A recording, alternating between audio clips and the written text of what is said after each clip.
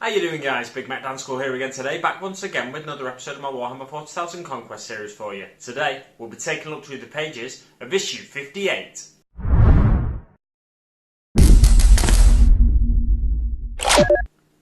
But before we get started on this week's issue of Conquest, I just want to remind you to go and check out the Hobby Corner, where, there's some nice little videos gone up recently, including a Blood Raven painting tutorial, which I really like. The Blood Raven colour scheme is fantastic, so if you like the Dawn of War video games, if that's how you got into 40k maybe, definitely go and check out the Hobby Corner, drop him a sub for more great content like that. Okay, let's crack on with the issue. What do we get this week? Well, we get a Space Marine attack bike, which I completely forgot before I started filming this video to double check the price on. However, I'm pretty certain it's £17.50 from Games Workshop, so you're saving just under £10, £9.50 you're saving, or £9.51 even. Wow! What else you get in the issue this week? We don't just get the miniature, we get a new battle mat as well. It's a lovely little battle mat. I'll stick it up here for you. It's got some Sector Mechanicus terrain on there. It's got the containers, which we've already got on there, and the just like the scatter terrain, the barrels and the crates and stuff. But it's also got the galvanic servo haulers on there, which I'm really looking forward to getting hold of some more myself. I've already got some, but I'm looking forward to getting hold of some more, and possibly I've got a few ideas of other uses for them rather than just the terrain, which I have been doing with some of the terrain that's come with Conquest, because I've already got it. So stay tuned to the channel in the future for more updates on what I might use that for. Anyway, back to the issue. So, this week we get Space Marine attack bike, discover the Tau Empire, and the history of the Raven Guard. So, we delve a little more deeply into the history of the Raven Guard, and of course the Tau Empire as well. We get to learn more about another Xenos race, which is always good fun. Unless you hate the filthy Xenos, of course, but I'm a lover of Xenos myself, you know. Lover, not a fighter. Space Marine attack bikes, we've got this little blue box. It gives us the armour rating, speed rating, firepower. It means nothing in game really, but it's just to compare it. When you put these sheets next to each other, you can compare it to the other Space Marine vehicles to gauge what its sort of role on the battlefield actually is. So Space Marine attack bike's armour rating is 3. I think that's the same as a Space Marine bike. Speed of 9, so it's pretty fast. It's, you know, one of the fastest Space Marine vehicles. Firepower of 5, which is a little better than the attack bikes if I remember rightly, and that's for a very good reason, because they've got a heavy weapon mounted on the sidecar, fired by a passenger in the sidecar. So it's a gunner basically. They can have a heavy bolter or a multi-melter. I think most people tend to go for the multi-melter just to give them the extra punch they need when taking on heavy targets. Other than that, it's got 2 Space Marine crew, armament to twin bolt gun or twin bolt gun, as is on the attack, the normal bikes, Space Marine bikes, and the multi-melter or heavy bolter, as I said. Supercharged engines. The weight is 1.2 tons unladen, so you won't want it running over you. Equipment, reinforced tyres, and known patterns 1 through to 12. On to the next page. We get to learn a little bit more about some of the known advocates, shall we say, of the attack bike and particular tactics that they might use, including the White Scars. They've used them on war zones such as Agrolan, and the Ravenwing of the Dark Angels. They also favour fast vehicles, so they will use a lot of attack bikes, a lot of land speeders, a lot of bikes in general. On to the next page, we've got a Legacy of Shadows. What could this be? Well, of course, it's the Raven Guard's history.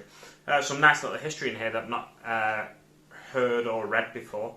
I've read a great Horus Heresy book, in my opinion, is Deliverance Lost, which is all about the Raven Guard. So if you want to learn more about the Raven Guard and you maybe haven't read a 40k or in this case 30k novel before, maybe check that one out. It's a good one in my opinion. Some people didn't like it, but yeah, I really enjoyed it myself.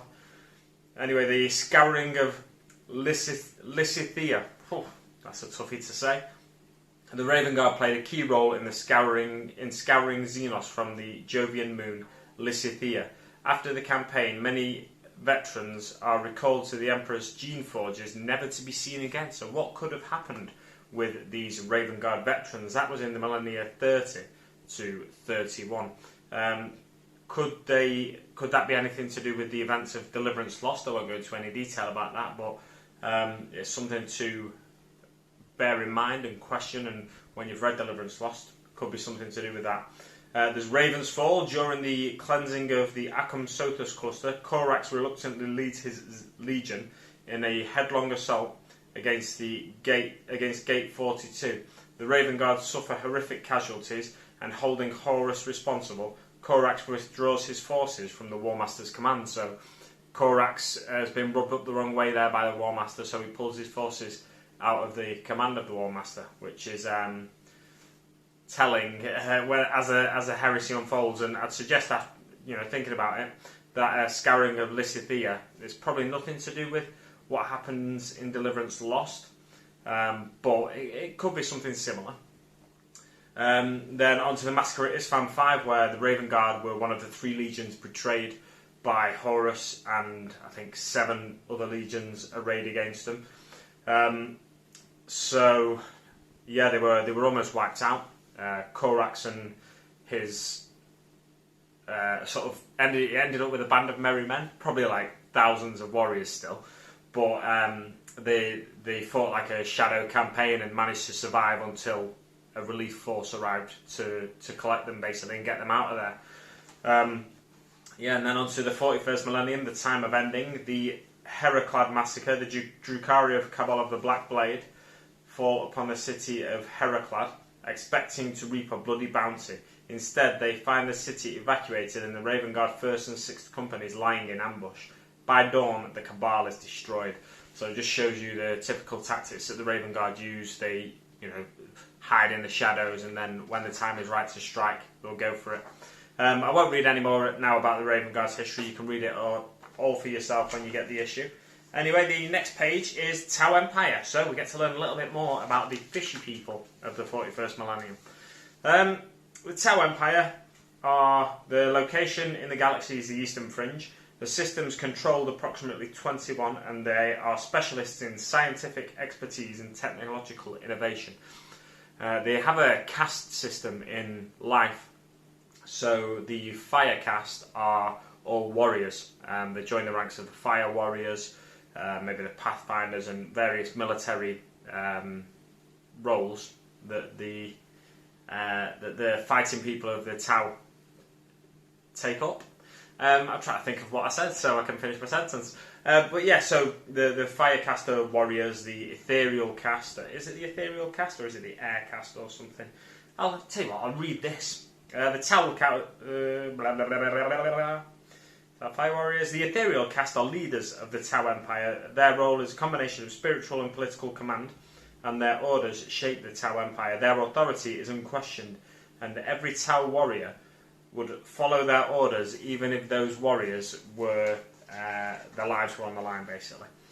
And then it talks about, on the next page, the Tau Septs and how the first expansion of the Tau Empire, so from their homeworld into the system surrounding that, that's the first expansion. They set up on 8 worlds, and each world was then given a sept designation. So there's 8 septs, there's Tau Sept or Tau Sept, and then there's Tau Sept, and the Yanoi Sept. Do you know? To me just sounds a bit like someone from Northern Ireland saying, do you know? There's the Bork An Sept, the Dal'ith Sept, the Falshia Sept, the Viola Sept, the Best Sept, and then there is the Cecia Sept. The best sept. When I say that, I just mean, in my opinion, the best looking sept. It's the way I painted up the Tau, the small Tau force that I've got, with white armour, and then picking out certain panels in red and stuff like that. That's the way I like my Tau painted. You'll see some on the next page of the showcase. We've got some lovely miniatures on this first page of the showcase. So we've got Commander Farsight in the red armour there, Commander Shadow Sun, and there's a great alternative Shadow Sun available through Grimskull Studios, I think they're called. I've got my hands on that one myself. I prefer that miniature to the Shadow Sun miniature, although it doesn't quite represent the stealth suit, I'd say, perfectly.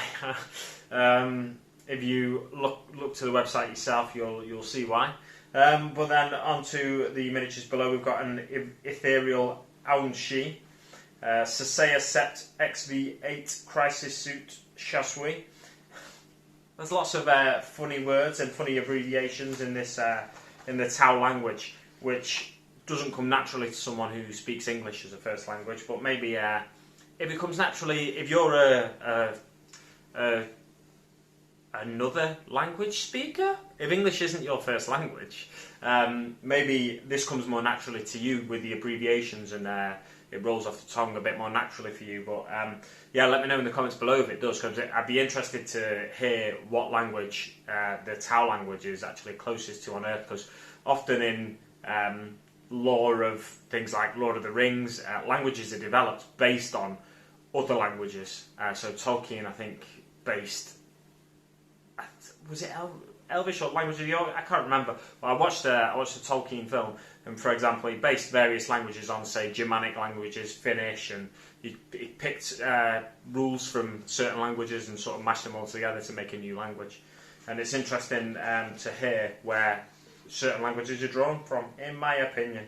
Then there's a Tau Sept battle suit, a Tau Sept Cadra Fireblade, Tau Sept Pathfinder, Vespid Strain Leader. The Vespid are another alien race that they're attached to the Tau. They are part of the Tau Empire, but they are not actually the Tau race. And also Kroots as well, they're similar. There's a few races that attach themselves that are part of the Tau Empire, but they're not, strictly speaking, Tau. They are part of the Empire, but not the same race. And then on to the next page, we've got the Vehicular Assault showcase at the top there. We've got a lot of stealth suits at the front. We've got some maybe Sunshark bombers there. I'm not too sure what planes they are. I know the one that comes into my head at the minute is a Sunshark bomber, which is a bomber, as the name would suggest. But there's a Ghost Kill there on the left as well, which is like a bigger version of a stealth suit. You think you make something bigger, it shouldn't be stealthy anymore, but it still is stealthy. And then we've got Commander Longstrike in the next image below, just poking his head out the top of his tank there, taking aim and shouting at his gunners to get the aim perfect. And then below there we've got a Tide Wall defense network, which is a defense network that actually floats across the battlefield. So if you want to place your miniatures on a defense network and have them behind cover, because I think Tau's armor as standard is like a 5-up armor save, but if you want to give them an extra armor save or an extra secure save, I think it's I don't know what the value is, it might be a 4-up save, but I feel like it's an invulnerable save rather than, or it might just increase their armor save as if in cover, like cover normally does. But yeah, it can move them across the battlefield, so they don't actually have to move. The Tide Wall moves for them. And then on to the next page, we've got the How to Build Space Marine Attack Bike. It's a 2-page guide, and it's a nice simple one by the looks of it. I've not put mine together yet, so if you've already put yours together, or if you've put an attack bike together in the past, let me know in the comments if there's anything I need to know before we get stuck in and put mine together. I'm pretty confident I'll be able to put it together. I've been modelling for years now, as you can see. But now and again a kit pops up where it's a little tricky to squeeze something together, or if you put something on first, as it says in the instructions, it might make something else more difficult to put together in the future. Let me know in the comments below if there is anything like that, and discuss amongst yourselves as well. Feel free, because it's great to have a hive mind, I think, to use for hobby. And another place that's great for that is the Iddick Beer Unification group on Facebook, so make sure you check that out. If you're struggling with if you need any modelling advice or anything like that, question in there and you'll get an answer within a matter of hours normally, depending on how active the group is that day. On to the Space Marine Attack Bike How to Paint section. We're using all the paints shown on the screen behind me, if I remember to put the right image up. I'll flick through these pages pretty quickly. It's your standard ultramarine painting guide, really. There's nothing really to pick out other than there's a green screen on the bike that you'll want to pick out with green paint, and then a lighter green paint. And in my opinion, the green paints we've got aren't perfect for green screen. I prefer like a brighter green for a green screen, so it looks like it's glowing. These paints, they're kind of a dull brownish green. So the Death Guard's paints, so they're not supposed to be bright colours, they're supposed to be drab. Whereas a green like this, might look really nice on a green screen. Maybe not like that, a whole green screen, but perhaps a black screen with green lines going across it, a green grid going across it, and then certain dots picked out to mark units. And then, yeah, the finished product is very nice, especially with the dry brushing on the base there and everything. Looks really nice, really crisp finish on that miniature there now. And onto Vehicular Assault, or Vehicular Assault. Corvon is going to the dogs. Corvon's going to the dogs at the minute. The Death Guard have secured most of the routes out of Kalon. Kalon is the city we're currently fighting in, the Mechanicus city, sealing the Ultramarines in a small pocket in the crumbling city. Captain Asheran, concerned that he will be cut off should the battle continue to go against him, has ordered a task force to capture and clear a route out of the city. So this week's mission is all about capturing and clearing a route out of the city. Onto the map. Now, we've got the map here, war zones. We've got a Space Marine deployment edge, so you set up your Space Marines ready to come onto the battlefield, but the Death Guard deploying their standard deployment zone of 6 inches at the other edge of the battlefield. The Death Guard armies consist of 3 command points, a Lord of Contagion, Tainted Cohort, 7 Plague Marines, Chaos Rhino, Mephitic Black Hauler, and the Fetid Bloat Drone. The Space Marine army consists of 3 command points, Primaris Captain, 10 Intercessors, a Bike Squad, Landspeeder, Redemptor Dreadnought.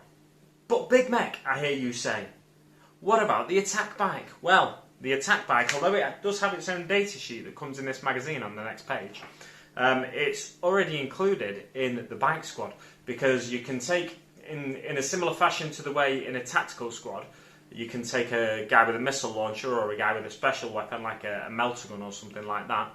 You can take an attack bike in a bike squad. So as part of the bike squad, you can take up to 3 bikes, a sergeant and 1 Space Marine, and then you can take an additional bike and an attack bike. So you can have a 4-man or 5-man if you include the passenger, the gunner, on the attack bike as part of that squad. So it becomes a 4-vehicle, a 4 miniature unit instead of your standard 3 for your Space Marine bikes. So so that means for the first time, definitely for the first time in ages if it's happened before, but for the first time I think at all in this, we've got one side outnumbering the other side in terms of units. And in the deployment, the one thing I've banged on about, saying it doesn't make any difference whoever starts deploying first will always finish deploying first, because we've always had the same amount of units, and yet they've said whoever finishes deploying first chooses who takes the first turn. Now that they've made the sides uneven, they've actually said the Space Marine player takes the first turn, which they would have done anyway, had you done the alternate deployment, and whoever finishes deploying first takes the first turn, or chooses who takes the first turn. They would have done it anyway, but it just seems daft that they've gone for so long saying whoever finishes deploying first takes the first turn, when whoever starts deploying first will automatically finish deploying first, because you're doing alternate deployment. It's just a little thing I wanted to have a small rant about there. So we've been waiting for this moment where the sides are uneven, and one side can actually gain an advantage of finishing deploying first, but there's no advantage to be gained really. Anyway, the Death Guard player deploys all their units first. The Space Marine player moves their units on the board at the start of their movement phase. The Space Marine player takes the first turn. If the Death Guard player was taking the first turn in this battle, he wouldn't have anything to shoot at. So it makes total sense for the Space Marine player to take the first turn, but I just thought it was an interesting thing to point out there. The victory conditions: eliminate the enemy warlord for 1 victory point. The first player to eliminate an enemy unit gains 1 victory point. Each enemy vehicle eliminated, 1 victory point. The Death Guard have 1, 2, 3 vehicles, and the Space Marines have a Redemptor Dreadnought, a Landspeeder, and a Bike Squad. Now, is the Bike Squad considered... I don't think the bikes are considered as vehicles.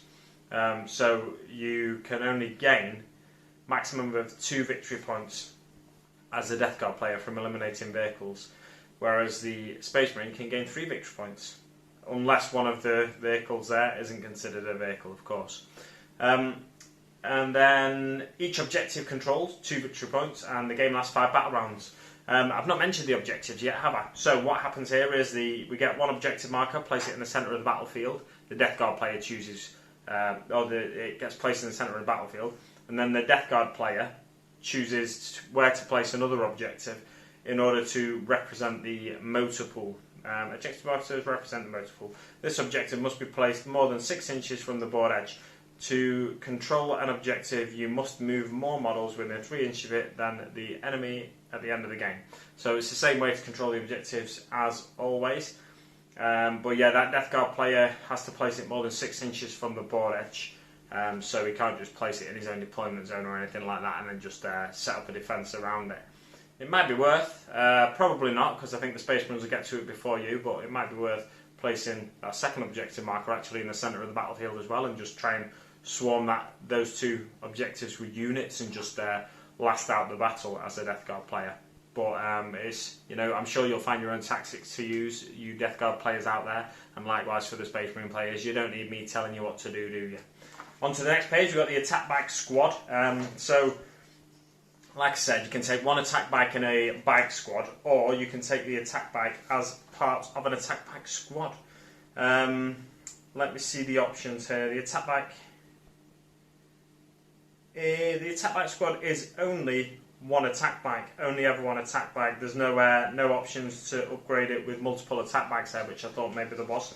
But yeah, you can take it as a single unit, or you can take the bikes and the attack bike as a single unit. I think I covered it during the previous issues that had bikes in, but just skimming over it again, we've got movement of 14 inches, toughness value of 5, wounds value of 4, 2 attacks, and a 3-up save. You can take a heavy bolter or a multi-melter if you're looking at facing high numbers of infantry models. Like the Death Guard have a lot of infantry models, maybe it's worth taking the heavy bolter. You get 3 shots, or the multi-melter gets 1 shot. The multi-melter's got a 24-inch range, strength 8, minus 4 AP, d6 damage. It's really good for taking out vehicles, so if you're going to be facing vehicles, the Redemptor Dreadnought for example, then you probably want to take a multi-melter. When it's at half range as well, you roll 2 dice for damage, and you remove the lowest value dice, so you take the highest value damage basically. So you're more likely to get through those wounds on the Redemptor Dreadnought quicker, or any other Space Marine vehicles that might turn up in the future.